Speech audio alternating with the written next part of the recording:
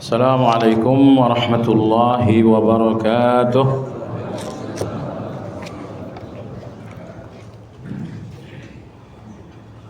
الحمد لله الذي بنعمته تتم الصالحات، وأشهد أن لا إله إلا الله وحده لا شريك له، وأشهد أن محمدًا عبده ورسوله لا نبي بعده. اللهم صل وسلم على محمد وعلى آله وأصحابه ومن اهتدى بهديه إلى يوم الدين. يا أيها الذين آمنوا اتقوا الله حق تقاته ولا تموتن إلا وأنتم مسلمون. Kaum muslimin wal muslimat rahimakumullah. Kajian kitab Madarijus Salikin, buah karya Imam Ibnu Qayyim Al-Jauziyah rahimahullahu taala, pagi ini memasuki pembahasan yang keempat dalam hukum-hukum taubat. Insyaallah ringkasan kajian ini pun telah disampaikan kepada bapak-bapak insyaallah. Bagi Anda yang memegang buku, kajian hari ini ada pada halaman 389.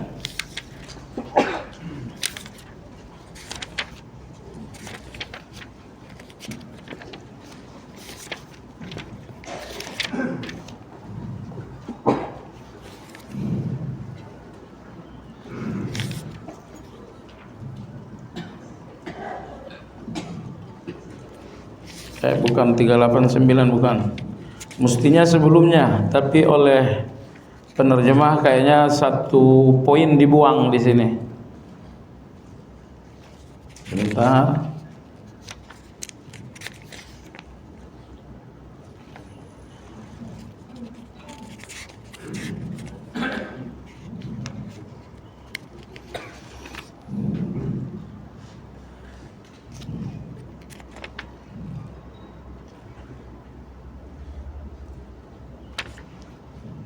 Tidak disebutkan judulnya.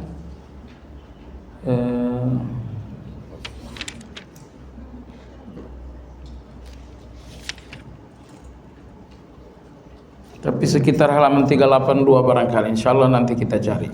Poin yang keempat. Pada poin yang keempat, apakah kebaikan akan kembali dengan taubat? Jadi gambaran masalahnya, misalnya ada kebaikan Anda yang terhapus karena dosa, lalu Anda bertaubat atas dosa yang menghapus kebaikan itu. Nah, apakah kebaikan yang telah terhapus kembali lagi setelah Anda bertaubat?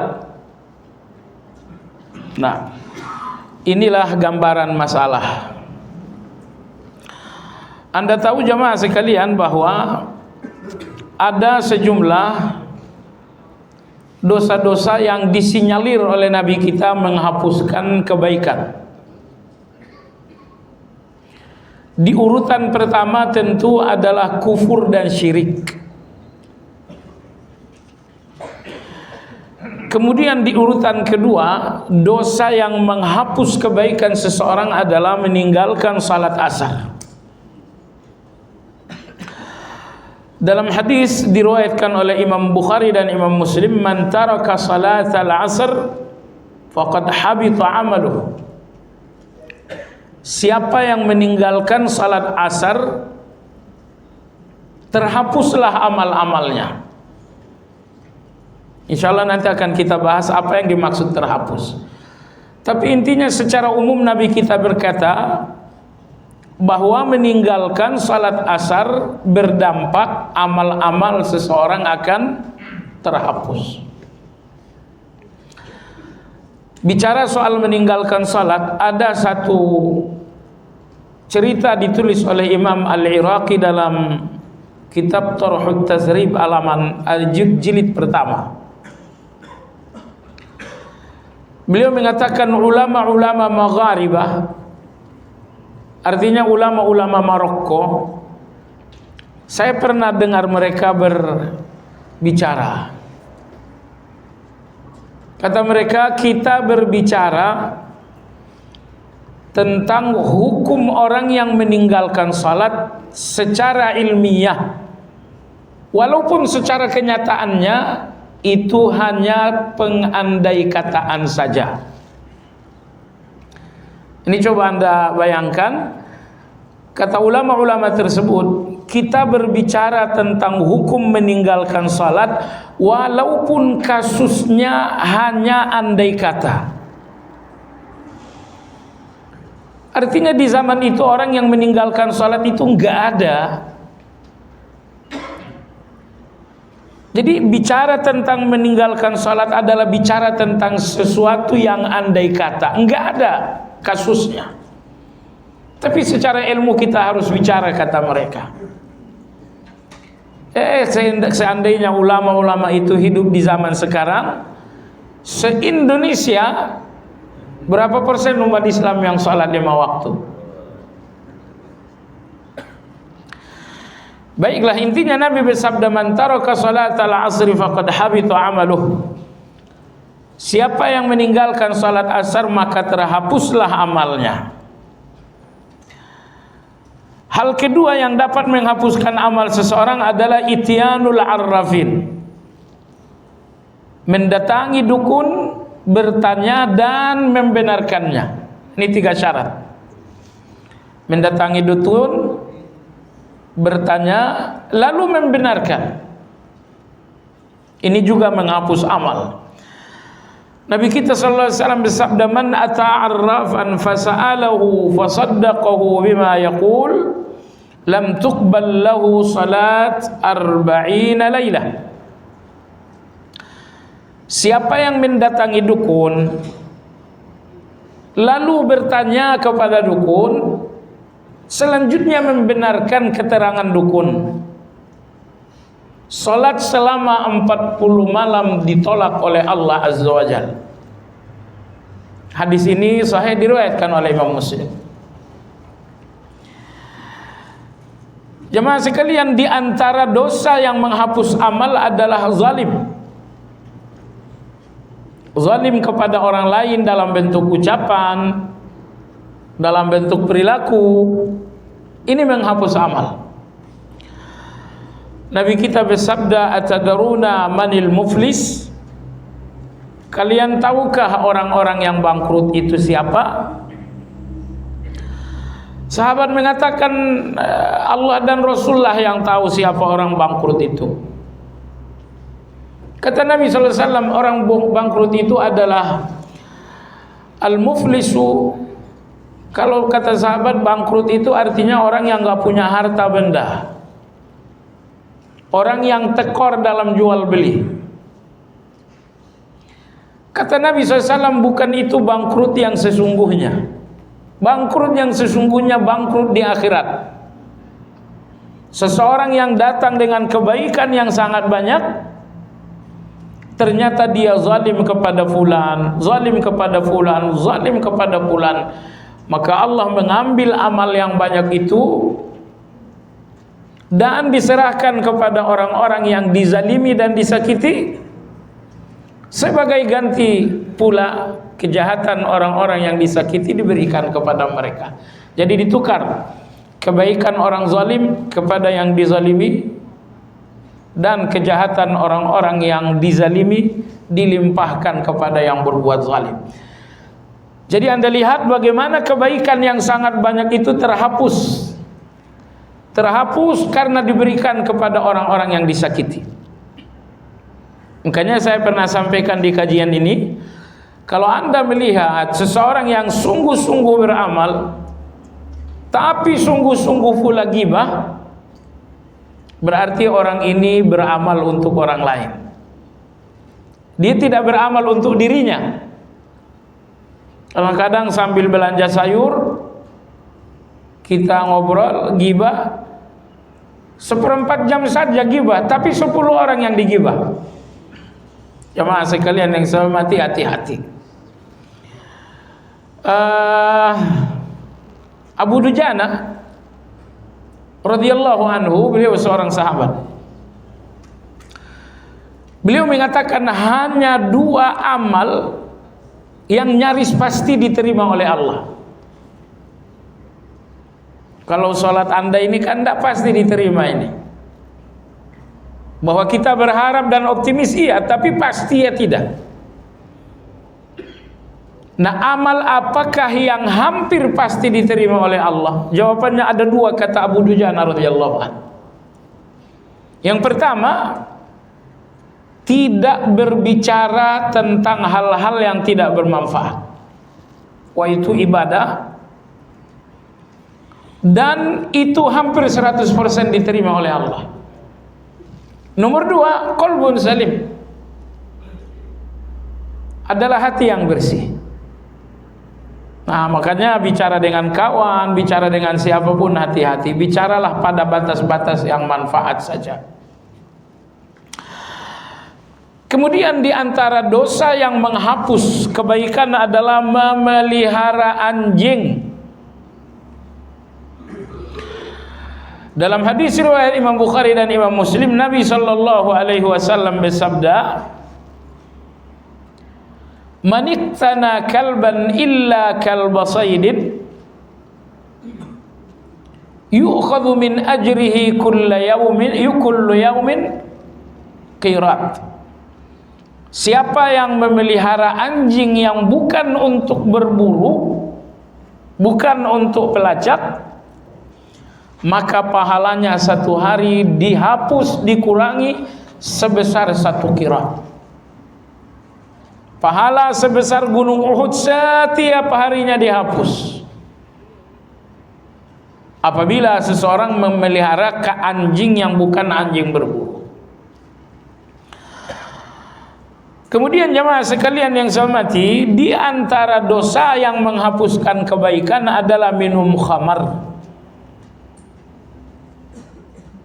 sakau, sabu, dan selanjutnya. Dalam hadis diriwayatkan Imam Tirmidzi dan Imam Nasa'i, kata Nabi sallallahu alaihi wasallam, "Man syaribal khamra lam yuqbal lahu salat 40 sabahan." Siapa yang 1 kali saja mabuk, entah mabuk karena minum khamar, atau mabuk karena sabu, atau mabuk karena ganja, siapa yang 1 kali saja mabuk, salat 40 hari ke depan tidak diterima oleh Allah. Jadi dihapus oleh Allah Subhanahu wa taala. Nah, penghapus dosa berikutnya yang ke-7 jemaah sekalian adalah, waduh, nomor 7 ini berat ini. Intihaku hurumatillahi fil khalwah, yaitu melanggar aturan-aturan Allah di dalam kesendirian. Di depan orang nyunnah betul, tapi kalau sudah sampai di kamar, gadget pun dipegang, semua gambar dilihat, semua video ditonton. Orang-orang yang punya kebiasaan maksiat dalam kesendirian, dengarkan apa kata Nabi sallallahu alaihi wasallam. Kata Nabi sallam, "La a'lamanna aqwaman min ummati ya'tuna yaumal qiyamati bihasanatin mithli jabal Tihama. Thumma ja'alaha Allahu haba'an manthura."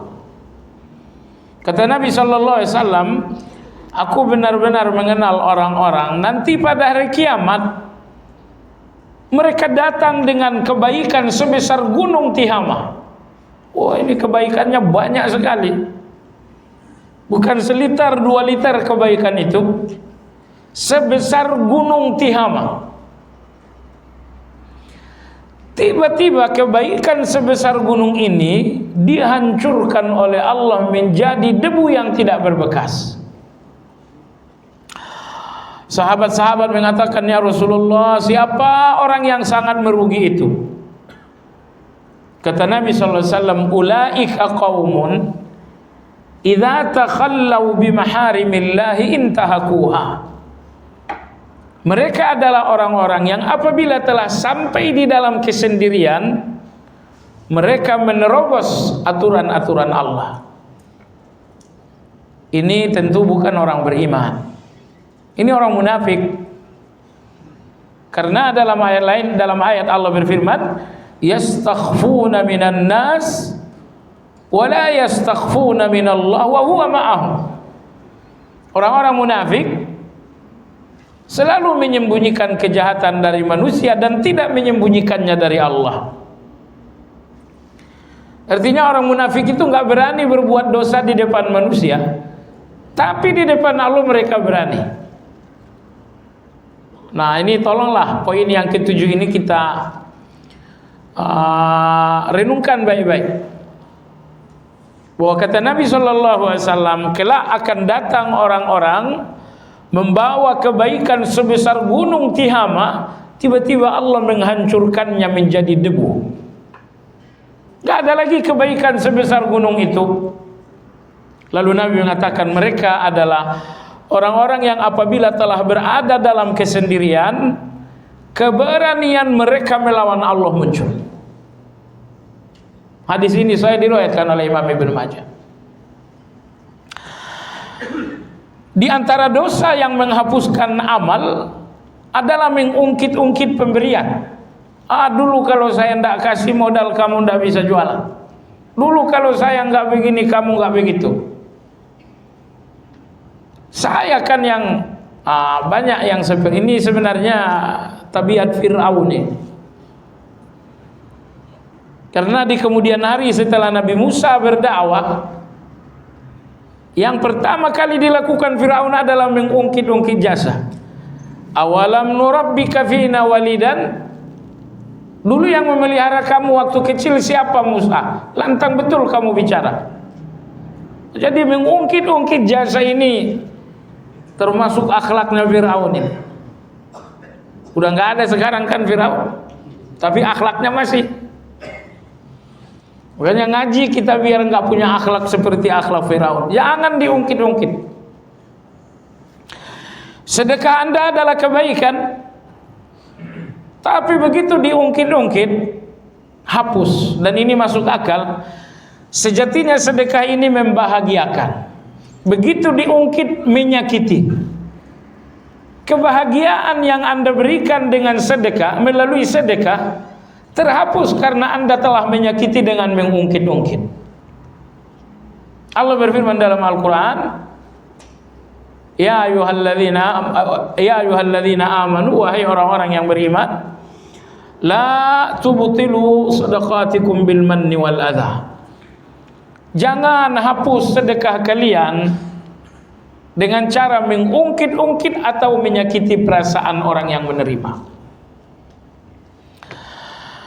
Baiklah jamaah sekalian, inilah kurang lebih dosa-dosa yang dapat menghapuskan kebaikan. Pertama adalah kufur dan syirik. Yang kedua meninggalkan salat asar. Yang ketiga adalah mendatangi dukun. Yang keempat adalah zalim. Yang kelima adalah memelihara anjing. Yang keenam adalah mabuk. Yang ketujuh adalah maksiat dalam kesendirian. Yang terakhir adalah mengungkit-ungkit pemberian. Ada satu lagi, yaitu bersumpah bahwa Allah tidak menerima amal seseorang. Misalnya Anda lihat seorang preman, kau tiap hari malak orang. Saya bersumpah demi Allah kebaikanmu tidak diterima. Itu. Bersumpah kebaikan orang lain tidak diterima, apa dampaknya? Kebaikan Anda akan dihapus oleh Allah. Atau bersumpah bahwa seseorang tidak diampuni oleh Allah. Misalnya ketemu preman tiap hari malakin orang, lalu dia bersumpah, aku bersumpah demi Allah, kamu tidak lagi diampuni oleh Allah. Dalam hadis Nabi kita sallallahu alaihi wasallam menyampaikan hadis qudsi, man dzalladzi yata'alla alayya alla aghfira lahu. Siapa di antara kalian yang nekat bersumpah bahwa aku tidak mengampuni seseorang? Jadi dia nggak cuma mengatakan kamu tidak diampuni Allah, pakai sumpah. Wallahi, kamu tidak diampuni Allah lagi. Nanti Allah berfirman kepada orang seperti ini, man dzalladzi yata'alla alayya alla aghfira lahu. Siapa yang bersumpah bahwa aku tidak mengampuninya? Kemudian Allah menjawab, qad ghafartu lahu wa ahbattu amalak. Justru aku mengampuninya dan amal-amal kamu yang lantang bicara ini malah aku hapuskan. Baik. Jemaah sekalian, persoalan penting adalah apa pengertian amal terhapus. Dalam akidah ahli sunnah, ini akidah sekali lagi, tidak ada yang menghapus amal kecuali kufur dan syirik besar. Lalu tadi Nabi mengatakan bahwa salat 40 hari 40 malam ditolak kalau seorang mabuk, atau kalau seseorang mendatangi dukun. Kemudian siapa yang meninggalkan salat asar amalnya juga dihapus. Pertanyaan adalah, apa pengertian amal dihapus, salat tidak diterima 40 hari, apa pengertiannya? Ini diskusi panjang di kalangan ulama kita. Saya hanya berikan Anda pendapat terbaik insyaallah dari Imam Abdul Rauf Al-Munawi rahimahullahu taala. Imam Al-Munawi.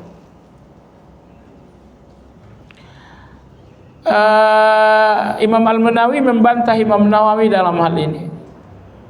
Imam Nawawi misalnya beliau mengatakan, siapa yang minum khamar maka salat 40 hari tidak diterima oleh Allah. Kata Imam Nawawi, maksudnya salatnya tidak berpahala. Perlu difahami jamaah sekalian, salat orang-orang yang tadi kita sebutkan, walau oleh Nabi dinyatakan tidak diterima oleh Allah, tapi ulama-ulama ijma' bahwa salat mereka sah. Seorang yang mendatangi dukun, bertanya dan membenarkan dukun tersebut, kemudian dia salat, apakah salatnya sah? Ijma' ulama salatnya sah. Seorang yang mabuk, begitu sadar, kemudian beliau salat, apakah salatnya diterima oleh Allah? Apakah salatnya sah? Ulama-ulama ijma' bahwa salatnya sah. Seseorang yang hari ini meninggalkan salat asar, kemudian dia salat, apakah salatnya sah? Jawabannya sah. Jadi 7 atau 8 penghapus amal yang tadi kita bicarakan, apakah amal-amal tadi tidak sah? Jawabannya sah. Tidak ada khilafiyah, alias ulama-ulama ijma' bahwa salat-salat tadi hukumnya sah. Kalau hukumnya sah berarti kewajiban telah gugur. Kewajiban telah gugur. Masalahnya adalah ketika Nabi mengatakan datangi dukun 40 hari salat tidak diterima. Pengertian tidak diterima ini apa? Masalahnya salatnya sah tapi tidak diterima. Seorang yang mabuk salat 40 hari tidak diterima. Salatnya sah, iya. Kenapa tidak diterima? Pengertian tidak diterima inilah yang menjadi diskusi di kalangan ulama. Jadi mereka sepakat salatnya sah, tapi mereka berbeda pendapat pengertian tidak diterima itu apa. Imam Nawawi misalnya rahimahullah, beliau mengatakan salat tidak diterima artinya salatnya sah namun nggak ada pahala. Namun tidak ada pahalanya lagi. Mabok misalnya malam hari, pagi hari datang salat subuh, Kata Imam Nawawi salat subuhnya sah tapi nggak ada pahala. Tetapi pendapat Imam Nawawi ini dibantah oleh Imam Al-Munawi dan pendapat Imam Al-Munawi ini insyaallah yang terbaik. Imam Al-Munawi rahimahullah mengatakan, Allah berfirman dalam Al-Quran, innallaha la yudhi'u ajral muhsinin. Bukankah Allah berfirman, sesungguhnya Allah tidak akan mengabaikan pahala untuk orang-orang yang berbuat baik. Jadi tidak ada pahala untuk orang-orang baik yang diabaikan oleh Allah. Ayat ini menegaskan di mana ada kebaikan, di situ ada pahala. Karena Allah tidak pernah mengabaikan pahala untuk orang-orang baik. Nah, orang-orang yang baru saja mabuk, sadar lalu salat, bukankah dia berbuat baik? Jelas itu berbuat baik. Lalu Allah mengatakan bahwa Allah tidak mengabaikan pahala untuk orang baik. Nah, kalau salat ini tidak ada pahala, berarti salat ini kebaikan yang diabaikan oleh Allah. Apakah itu mungkin? Tidak mungkin. Seseorang gak kuat dengan tantangan usaha dan persaingan bisnis yang luar biasa, akhirnya pergi ke dukun. Padahal dukun saja tidak bisa berusaha, dukun saja tidak bisa bisnis, pergi ke dukun cari pelaris. Salat 40 hari tidak diterima oleh Allah. Ingat sekali lagi, salat 40 hari ini sah. Salat 40 hari ini jelas kebaikan. Ya, kalau salat itu bukan kebaikan, lantas apa? Tinggal masalahnya adalah Allah tidak terima. Apanya yang tidak diterima? Salatnya sah dan salat itu sendiri kebaikan. Apanya yang enggak diterima? Imam Nawawi mengatakan mereka salat tanpa pahala. Imam Al-Munawi mengatakan kalau mereka salat tanpa pahala, ini berarti kebaikan diabaikan oleh Allah. Itu tidak mungkin. Maka Imam Al-Munawi rahimahullah mengatakan pengertian salat diterima di sini bahwa pahala salat mereka tidak dilipat gandakan oleh Allah. Anda nih kalau salat subuh, kita habis salat subuh nih, berapa pahala yang Allah bayarkan untuk salat subuh Anda? 1 kali kah? Oh bukan. Allah kita itu asy-syakur, tidak pernah membalas satu kebaikan dengan satu pahala. Begitu Allah asy-syakur, maha berterima kasih, kebaikan sekedar niat pun sudah dibayar oleh Allah Azza wa Jalla. Niat ntar malam saya salat malam, pasang alarm, tidur bangun-bangun 6:30.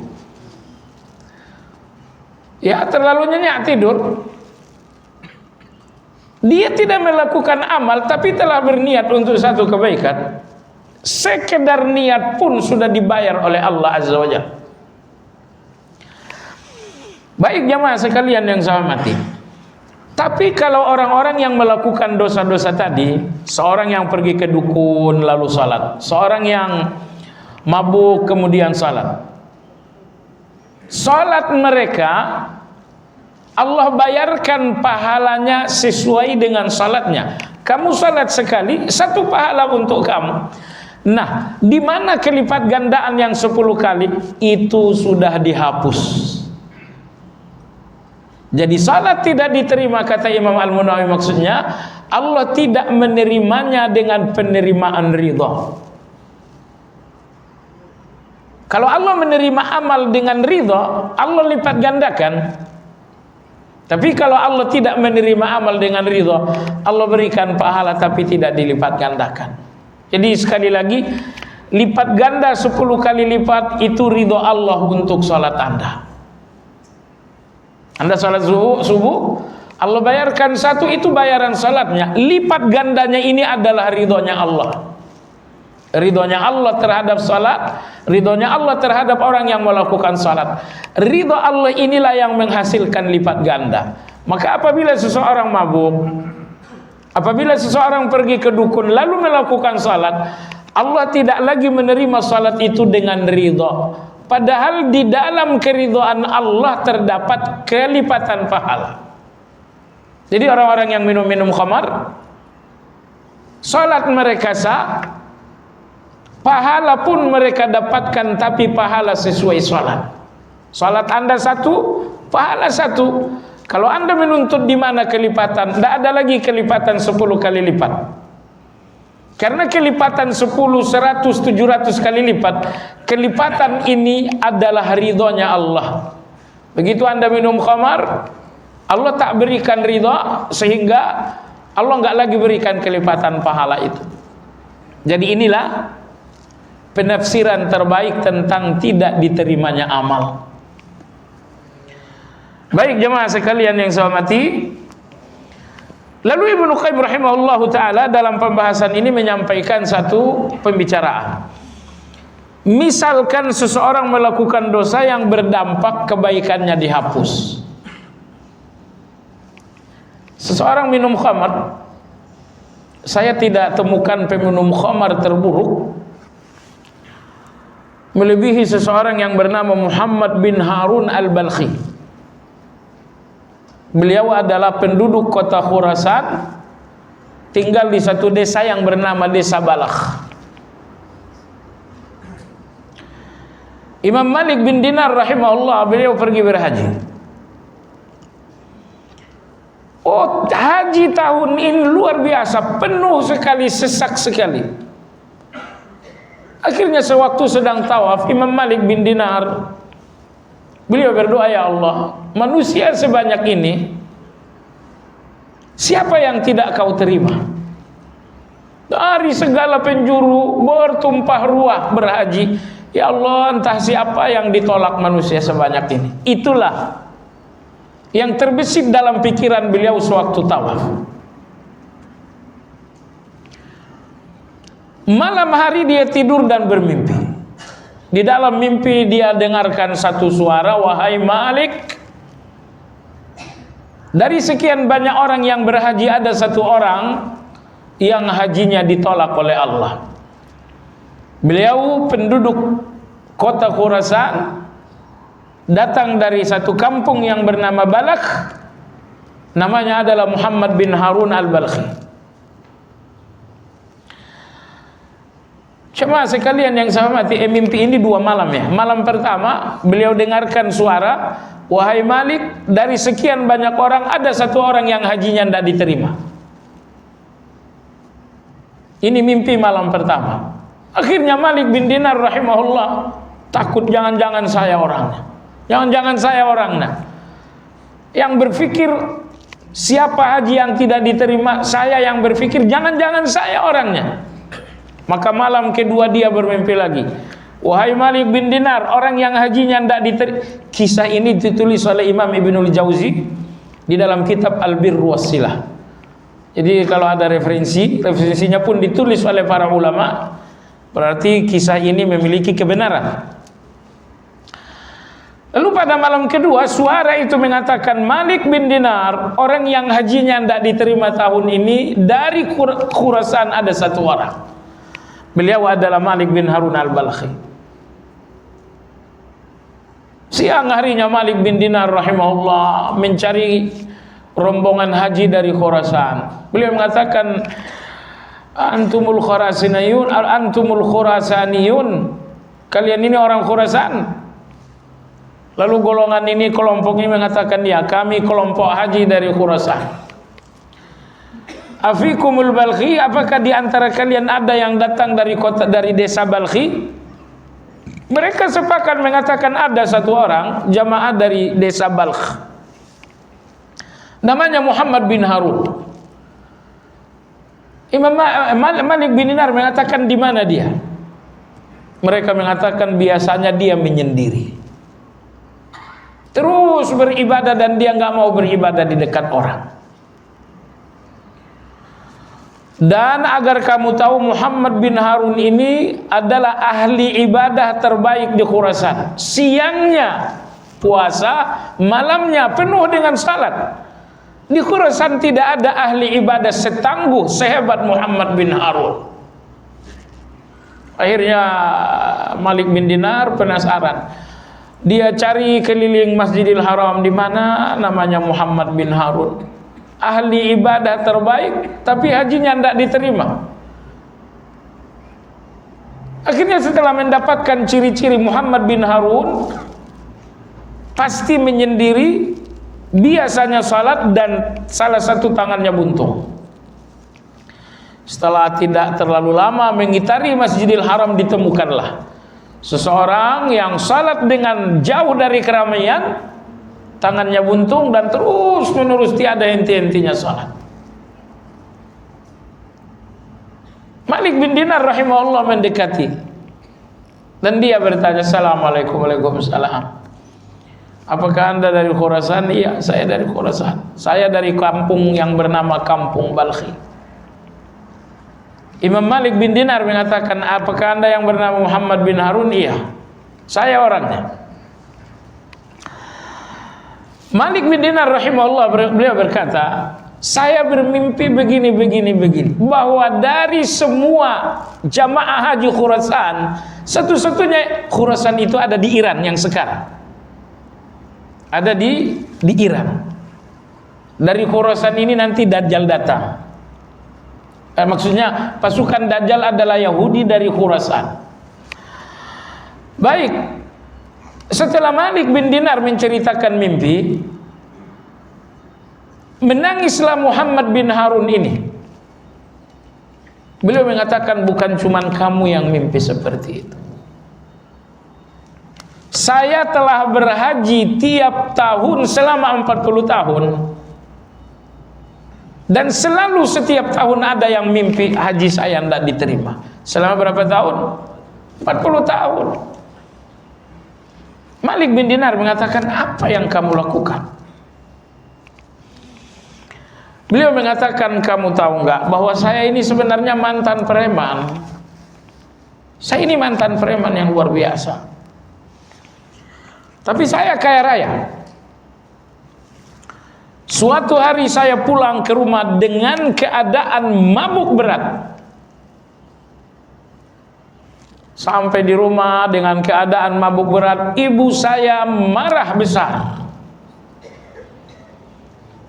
Ibu saya saat itu sedang memasak di tanur. Tanur itu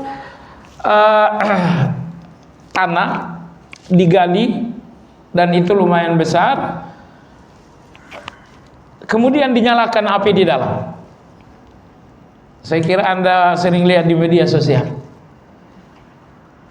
Nah, jadi digali kedalaman sekian meter lalu dinyalakan api di dalam. Ibunya sedang memasak di tanur itu. Ketika dia pulang dalam keadaan mabuk, maka ibunya marah besar melihat anaknya kembali dalam keadaan mabuk besar. Dengan keadaan mabuk, kesadaran sama sekali tidak ada, dia pun marah kepada ibunya. Dia tangkap ibunya, digendong dan dimasukkan ke dalam tanur. Istrinya yang melihat kemudian mendorongnya dengan keras masuk ke kamar. Sampai dia kamar, istrinya mengunci. Dikunci kamar ini biar dia nggak keluar. Nah, setelah sadar, dia mendorong pintu, mungkin menendang pintu, dan akhirnya dia keluar. Begitu dia keluar, ternyata ibunya udah nyaris menjadi roti. Ibunya hangus. Oh, saat itu datanglah penyesalan yang luar biasa. Saking menyesalnya, dia potong langsung tangannya. Tangan ini yang menggendong ibu untuk dijatuhkan ke dalam tanur, dia potong tangannya. Dia nggak sadar saja. Apa yang dia lakukan? Dia langsung mengambil asetnya sekian ribu dinar, artinya miliaran ya. Satu dinar 5 juta. Dia mengambil aset jumlahnya 200.000 dinar, semuanya disedekahkan kepada orang untuk menebus dosa. Enggak cukup sampai di situ.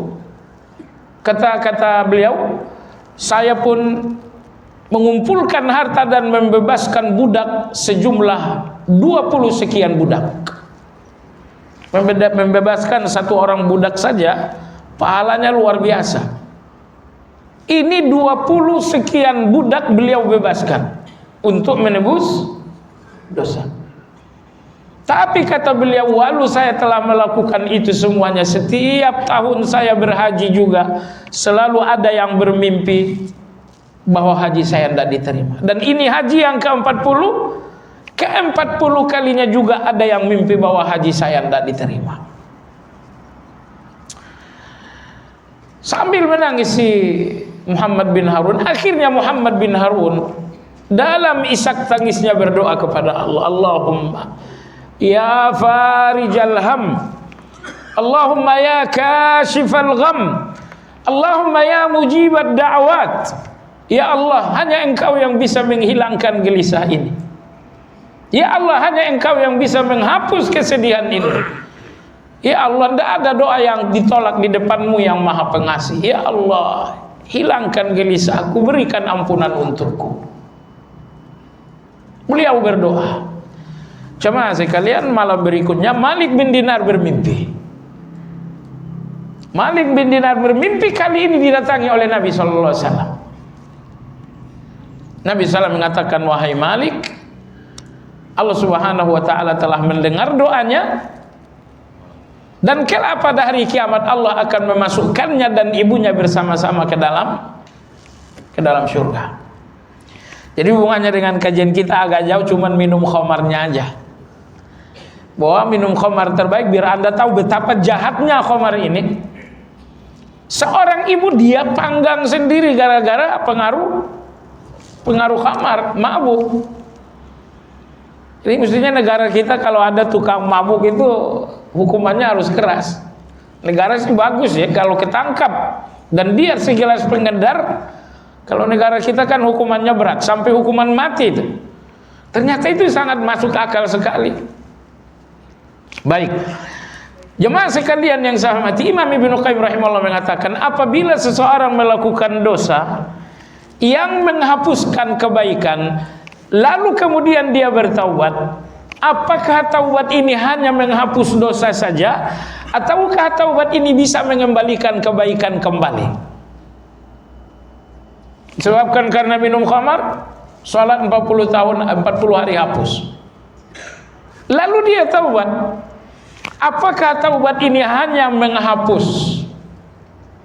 dosa minum khamar, ataukah taubat ini di samping menghapus dosa minum khamar, taubat ini juga mengembalikan kebaikan? Artinya salat 40 hari kembali dilipat gandakan oleh Allah.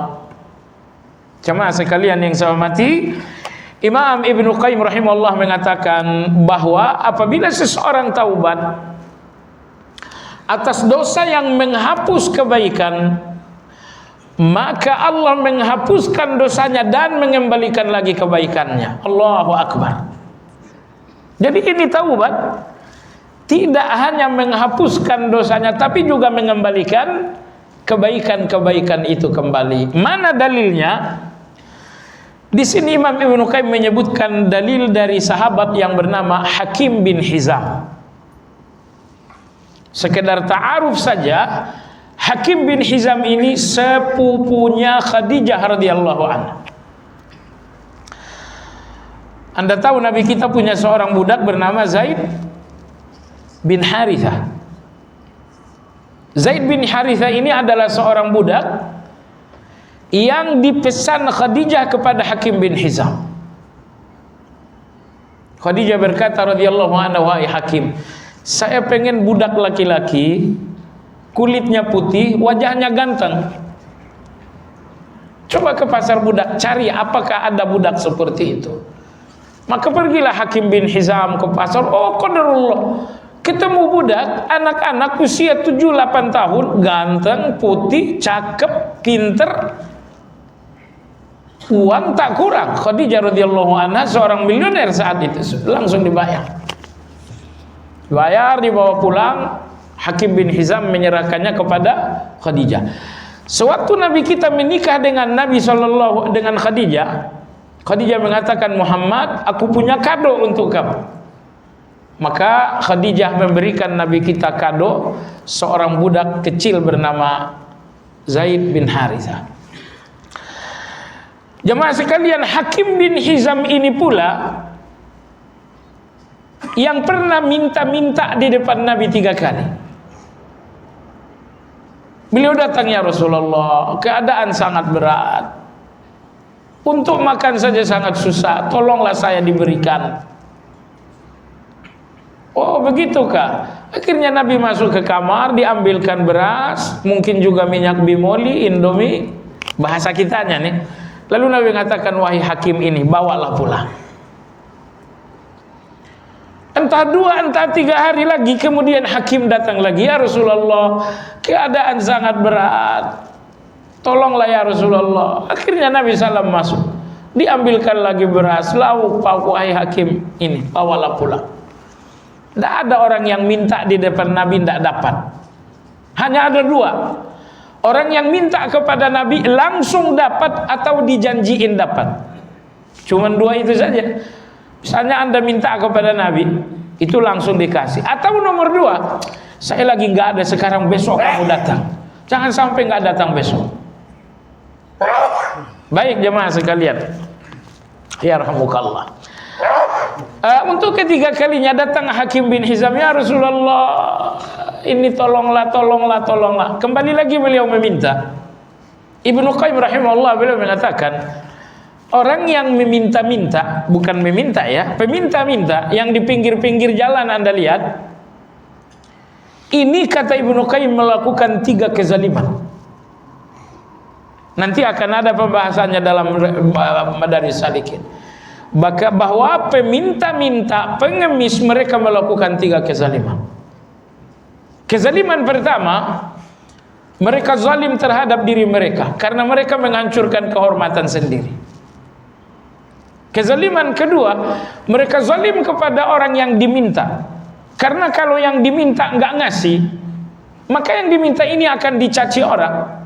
Anda naik mobil, datang peminta-minta, Anda nggak kasih, bukankah orang di belakang mengatakan, oh mobilnya saja bagus, ternyata isinya pelit.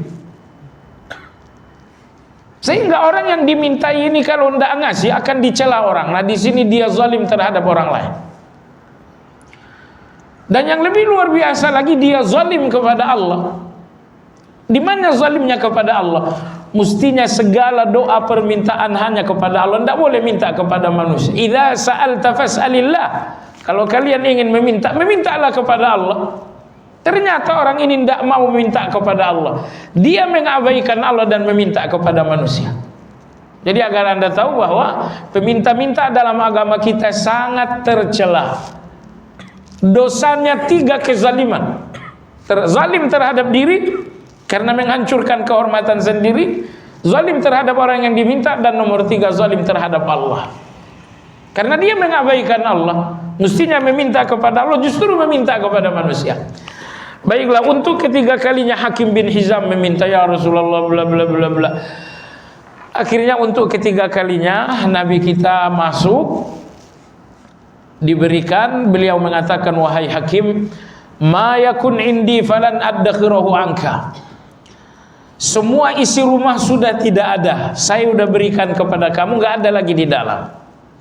Wa man yatasabbar yusabbiruhullah, wa man yasta'fif yu'iffahullah. Kalau kamu berjuang sabar, Allah berikan kamu sabar. Dan kalau kamu berjuang tidak meminta-minta, Allah akan membuatmu tidak meminta-minta. Mulai hari itu sampai beliau mati, beliau tidak lagi menerima pemberian orang. Bahkan ketika dalam satu kesempatan jihad, mujahidin mendapatkan bagian dari harta rampasan, Umar bin Khattab radhiyallahu anhu memanggil Hakim bin Hizam. Umar mengatakan, wahai Hakim, sebagai prajurit kamu berhak dapat bagian.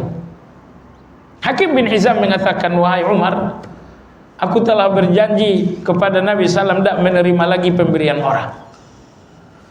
Dan tanggung-tanggung para sahabat. Maka sejak hari itu Nabi berpesan, sampai beliau meninggal, beliau tidak lagi sama sekali menerima pemberian orang. Menerima pemberian tidak, apalagi meminta. Inilah dia Hakim bin Hizam. Baik, Hakim bin Hizam, kata Ibnu Qayyim rahimahullah, di masa jahiliyah, Hakim bin Hizam ini orang yang sangat dermawan. Nomor 2, Hakim bin Hizam di masa jahiliyah seorang yang sangat tangguh menjaga silaturahmi. Ini 2 kebaikan Hakim bin Hizam. Di masa jahiliyah dia seorang yang sangat dermawan. Nomor 2, di masa jahiliyah dia orang yang sangat gigih menjaga hubungan keluarga. Setelah dia masuk Islam, dia bertanya kepada Nabi SAW, "Ya Rasulullah, kebaikan-kebaikan semasa jahiliyah, saya dermawan, fulan. Saya pun tidak pernah putus silaturahmi. Ini kebaikan jahiliyah ini bagaimana statusnya setelah masuk Islam?" Kata Nabi sallallahu alaihi wasallam, "Aslamta ala ma aslafta min khair." Wahai Hakim, kau masuk Islam dengan segala kebaikan-kebaikanmu di zaman jahiliyah. Allahu Akbar.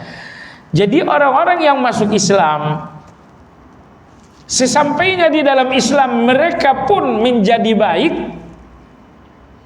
maka semua kebaikan-kebaikan semasa kafir diterima oleh Allah Azza wa Jalla. Misalnya si fulan ini masuk Islam di usia 50 tahun. Setelah masuk Islam, Islam betul-betul mengubahnya menjadi baik. Kebaikan selama sebelum masuk Islam bagaimana ini? Kata Nabi sallallahu alaihi wasallam, "Aslamta ala ma aslafta min khair." Engkau masuk Islam dengan segala kebaikan-kebaikanmu di masa kafir. Jadi wahai Hakim, kedermawananmu di masa kafir diterima oleh Allah. Karena kau telah Islam dan Islammu pun baik. Silaturahmimu selama kafir diterima oleh Allah. Karena engkau telah Islam dan Islammu pun baik. Ibnu Qayyim mengatakan, perhatikan hadis ini, ketika seorang kafir masuk Islam, Islam ini enggak cuma menghapus kekufurannya, Islam ini bahkan mengembalikan kebaikan-kebaikannya semasa kafir. Atas dasar hadis inilah kata Imam Ibnu Qayyim, kalau seorang melakukan dosa yang berdampak kebaikannya terhapus oleh dosa itu, lalu kemudian dia taubat, maka taubat ini menghapus dosanya dan mengembalikan lagi kebaikan-kebaikannya yang sempat terhapus. Tetapi ini kalau taubatnya adalah taubat yang betul-betul jujur. Jemaah sekalian, demikian pembahasan hari ini. Insya Allah yang akan datang adalah taubat karena telah terhalang berbuat dosa. Maksudnya sah nggak taubat padahal saya udah nggak mampu lagi berbuat dosa. Seseorang tangannya udah kepotong, udah nggak bisa lagi nyuri, akhirnya dia taubat. Nah, taubat seperti ini sah nggak? Ini insya Allah yang akan dibahas pertemuan yang akan datang. Ya, sampai di sini mudah-mudahan kajian ini manfaat dan berkah. Bagi jamaah yang hendak bertanya dipersilakan. Apakah seseorang yang ditipu saudaranya itu pada hartanya tidak hilang, utamanya di akhirat nanti, walau selama dia di dunia sengsara, apa hikmah yang bisa diperoleh atas kejadian ini lagi korban penipuan? Jadi seseorang ditipu, ya tentu kalau cuma 10.000 kita nggak merasa ditipu. Ini berarti kasusnya mungkin jutaan, ratusan juta. Pada ikannya hartanya tidak hilang, utamanya di akhirat nanti, walau selama dia di dunia sengsara. Ya. Jadi Anda atau siapapun yang mengalami kasus penipuan, jemaah sekalian yang saya hormati, di dalam kezaliman orang lain ada beberapa jalan, ada beberapa opsi. Opsi pertama, Anda membalas. Si fulan ini menipu Anda dan itu terbukti, maka Anda pun menipunya. Opsi yang kedua, Anda tidak membalas. Anda mengatakan hitung-hitungannya di akhirat. Akhirnya di dunia saya nggak membalas, tapi di akhirat kamu akan saya tuntut. Ini opsi kedua. Opsi yang ketiga ini hanya orang-orang yang hatinya salju. Dia mengatakan di dunia kamu nggak saya tuntut, di akhirat pun saya nggak menuntut kamu. Oh, ini nomor tiga. Ini nomor tiga.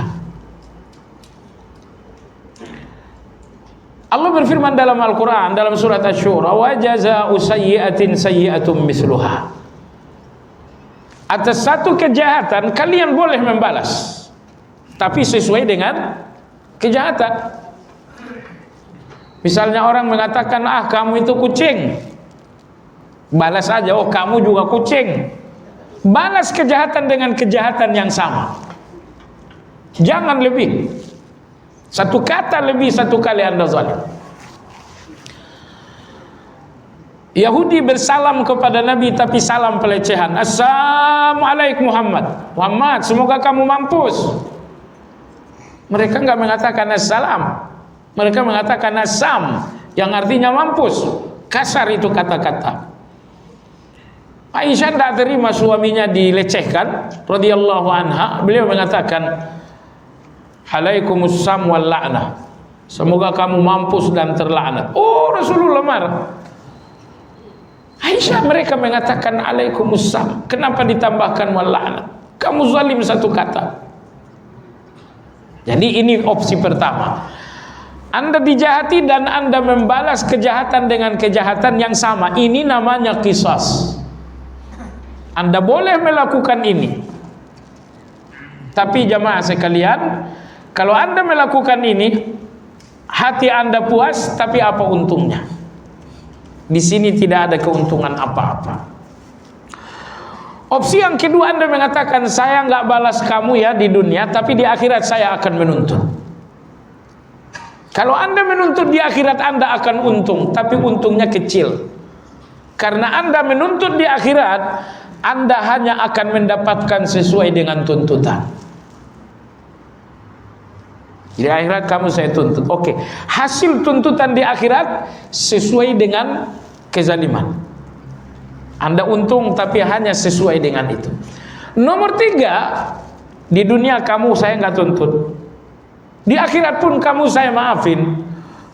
Nomor tiga ini jamaah sekalian, faman afa wa aslaha fa ajruhu 'ala Allah. Siapa yang memaafkan, berbuat baik, enggak ada tuntutan dunia akhirat, fa ajruhu 'ala Allah, maka dia akan mendapatkan pahala yang berlipat-lipat dari Allah Azza wa Jalla. Nah, Anda yang tadi bertanya tentang tipu menipu, Anda pilih yang mana ini? Anda mau membalas di dunia? Atau Anda akan menuntut di akhirat? Atau nomor tiga, kamu tidak saya balas di dunia dan di akhirat pun gak ada tuntutan, saya maafin kamu dunia dan akhirat. Anda mau ambil yang mana? Jemaah sekalian, kalau Anda ingat-ingat akhiratnya, pasti kita ingin menuntut. Pasti ingin menuntut. Karena begini, yang membuat Anda dan saya pasrah ridho dengan musibah tiga. Ini tiga hal yang membuat setiap orang bisa ridho dengan musibah. Nomor satu apa? Nomor satu yang membuat Anda bisa ridho dalam satu musibah jamaah sekalian, syuhudul ajal. Bahwa Anda yakin nanti akan ada pahala yang berlipat-lipat. Pahala yang membuka pintu surga untuk Anda. Ini nomor satu. Anda lihat musibah dan Anda lihat akan ada pahala yang mengantarkan ke surga. Ini menghasilkan ridho. Hal kedua yang membuat Anda ridho, intizarul faraj. Tidak ada musibah melainkan di balik itu ada kelapangan. Sehingga Anda pun ridho dengan musibah, karena Anda yakin di balik musibah akan ada kelapangan. Fa inna ma'al usri yusra. Nomor tiga yang membuat seseorang bisa ridha dengan ujian, nomor tiga, syuhudun ni'mah. Bahwa Anda melihat nikmat. Allah uji harta saya, betul, Tapi Allah tidak menguji saya dengan istri yang jahat. Allah tidak menguji saya dengan anak-anak yang durhaka.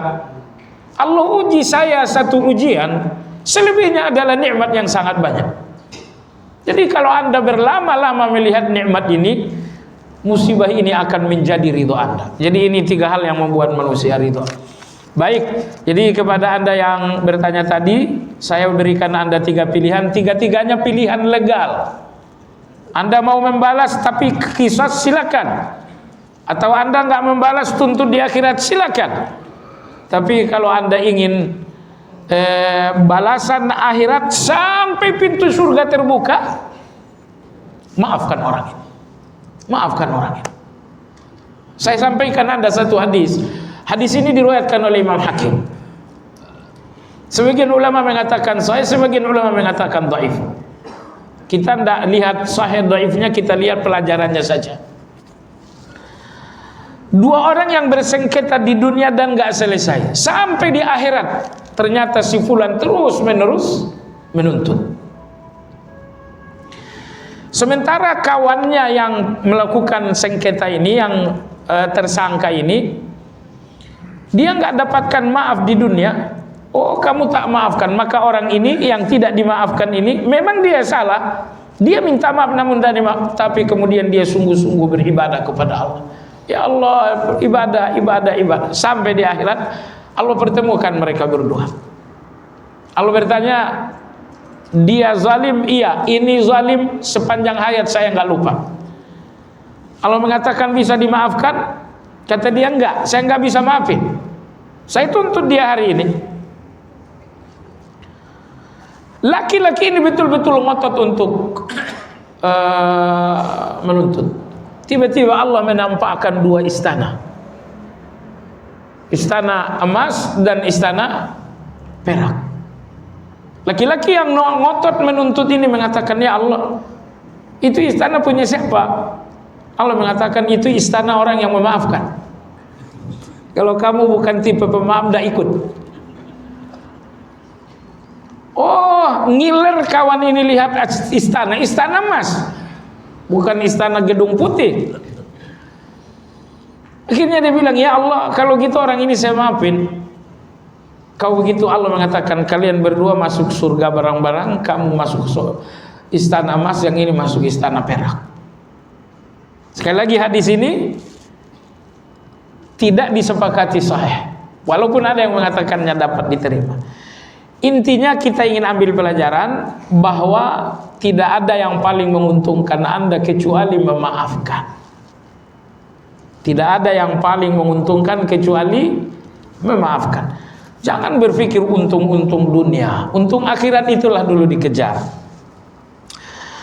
Mohon diberikan kiat-kiat menerima takdir, terutama terhadap nasib yang dinilai kurang menguntungkan bagi dirinya, agar dirinya tetap sabar. Oh, tadi sudah bilang kiat menerima takdir ada 3. Apa itu? Pertama, syuhudul ajar. Ya, ingatkan diri Anda bahwa musibah Anda ini akan dibayar oleh Allah. Akan dibayar oleh Allah Azza wa Jalla. Ingat jamaah sekalian, perdagangan Anda dengan Allah menghasilkan keuntungan 10 kali lipat, 100 kali lipat. Tapi Anda punya satu jualan, Allah nggak punya harga saking mahalnya. Ini salat Anda jual kepada Allah, Allah bayar 10 kali lipat. Tilawah Anda jual kepada Allah, Allah bayar 10 kali lipat. Tapi ada jualan Anda, Allah nggak punya harga lagi saking mahalnya jualan Anda. Apa itu?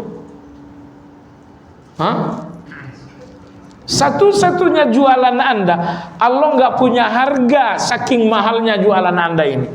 Kalau Anda menjual kepada Allah kesabaran. Allah berfirman, innama yuwaffas sabiruna ajrahum bighairi hisab. Pahala untuk orang-orang yang sabar tidak ada batas. Jadi nggak ada harganya lagi karena saking luar biasanya. Baik, ini nomor 1. Musibah Anda akan dibayar oleh Allah. Dan kesabaran Anda, Allah nggak punya harga untuk kesabaran Anda itu saking mahalnya. Dan ingin saya sampaikan kepada Anda jamaah sekalian, tidak ada keimanan sekokoh iman di dalam hati orang-orang yang sabar. Saya ulangi, tidak ada keimanan sekokoh di dalam hati orang-orang yang bersabar. Itu makanya iman terkuat sepanjang usia bumi adalah imannya para nabi. Karena para nabi ini nggak pernah lepas dari ujian. Sabar, sabar, sabar, sabar, sabar. Tidak ada yang paling menguatkan iman Anda kecuali sabar. Makanya orang jelang mati, mayoritas Allah berikan sakit agar ia sabar. Kalau sakit dan dia sabar, dia akan mati dengan keimanan yang sangat luar biasa. Jadi jangan lihat musibah Anda sebagai musuh. Justru musibah ini datang untuk menguatkan iman. Sekali lagi, tidak ada keimanan sekokoh iman di dalam hati orang-orang yang bersabar. Ya, kiat kedua supaya Anda bersabar, intizarul farj. Ini musibah, oke. Nomor 2, tidak ada musibah melainkan akan datang kelapangan dari Allah. Akan ada kegembiraan dari Allah. Apa kegembiraan? Ya, tunggu saja. Intinya musibah Anda pasti akan bersambung dengan kegembiraan. Nomor 3, agar Anda lebih lapang dada dengan musibah, nomor 3 adalah syuhudun nikmat. Lihat nikmat ini ternyata masih lebih banyak daripada musibah. Musibah Anda satu, nikmat Anda tidak terhitung. Orang-orang yang banyak mengeluhkan musibah karena mereka kurang banyak bersyukur terhadap nikmat. Ingat, antara mengeluh dengan diskusi itu beda. Mengeluh itu Anda cerita kepada orang yang nggak memberikan solusi. Ini dangkal namanya. Tapi bahwa Anda cerita kepada orang yang bisa memberikan solusi, itu terpuji dalam agama kita. Baik, pertanyaan terakhir. Mana yang efektif dan terbaik untuk pengobatan penyembuhan terhadap pasien yang sakit jiwa atau pikiran, antara pengobatan medis dengan dokter yang berobat atau dengan pengobatan ruqyah? Ibu yang saya hormati dan bapak-bapak, dalam segala hal usahakan menomorsatukan yang memiliki nilai ibadah. Dalam segala hal. Saya akan berobat, oke. Saya punya banyak opsi. Opsi 1, opsi 2, opsi 3, opsi 4. Di urutan pertama, ambillah yang memiliki nilai ibadah. Baik. Saya ruqyah atau saya ke dokter atau saya ke terapi. Menurut Anda mana yang nilai ibadahnya lebih besar?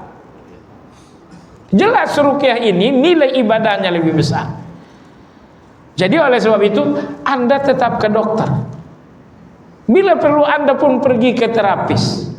Tetapi di urutan nomor 1 yang menjadi unggulan Anda, apa yang memberikan Anda nilai ibadah, pastikan itu yang menjadi unggulan. Karena Allah berfirman, "Wa ma khalaqtul jinna wal insa illa liya'budun." Maka ini orang yang mengalami gangguan jiwa, tentu ada terapinya. Bahkan ada juga obatnya. Gangguan jiwa Anda belikan misalnya tablet yang bernama tablet carbamazepin. Wah, saya tahu itu. Cuman dosisnya harus pakai dokter. Anda belikan tablet carbamazepin, insya Allah Anda berikan pada waktu yang sama, tidak boleh ketukar selama 2 tahun, insya Allah sembuh. Tapi ini obat nggak ada nilai ibadahnya. Nilai ikhtiarnya ada, nilai ibadahnya sedikit. Maka oleh sebab itu jamaah sekalian, sekali lagi dalam segala hal, ketika Anda dihadapkan dengan pilihan 1, 2, 3, 4, cara memilih, pastikan Anda memilih yang memiliki nilai ibadah. Mau tahu rahasia? Rahasia saya katakan, di depan Anda ada pilihan 1, 2, 3, 4. Kalau Anda salah memilih, Anda kecewa. Dan Anda tidak pernah salah memilih kalau pilihan nomor 1 adalah yang bernilai ibadah. Pilihan Anda nggak mungkin salah. Maka oleh sebab itu kita sarankan yang pertama, dahulukanlah pengobatan yang memiliki nilai ibadah, dalam hal ini ruqyah. Lalu kemudian nomor 2-nya adalah secara medis. Jadi dua-duanya sama-sama diizinkan oleh agama. Silakan menempuh dua pengobatan ini, gunakan dua pengobatan ini, tapi pastikan unggulan Anda adalah pengobatan yang memiliki nilai ibadah.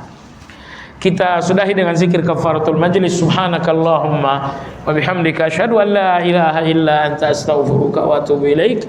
Alhamdulillahirabbil alamin. Assalamualaikum warahmatullahi wabarakatuh.